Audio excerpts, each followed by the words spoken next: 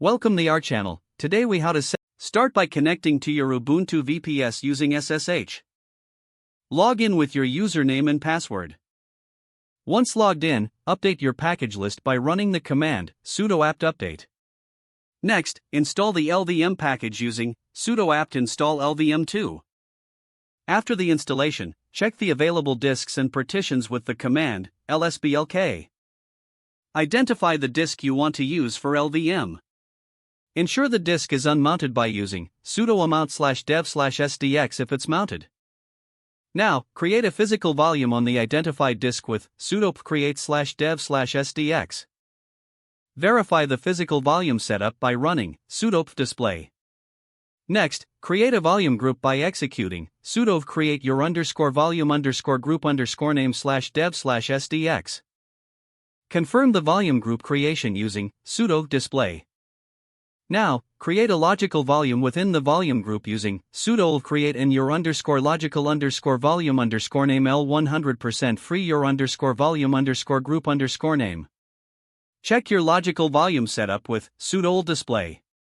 Format the logical volume with a file system, for example, sudo mkfs.ext4/dev/your_volume_group_name/your_logical_volume_name.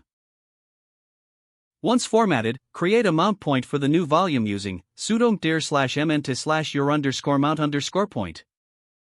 Mount the logical volume to the new directory with sudo mount/dev/your_volume_group_name/your_logical_volume_name/mnt/your_mount_point.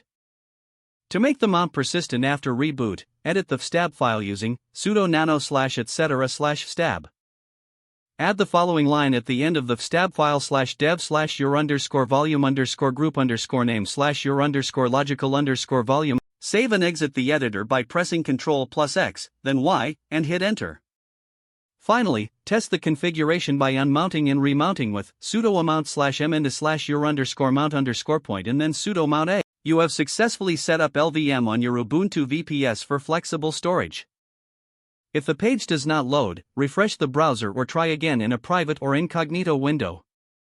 Make sure you are using the correct email address, then retype it carefully to avoid small typos. If your password is not accepted, use the reset option and create a new strong password you can remember. Check your spam folder for verification or security emails, then complete any requested confirmation steps.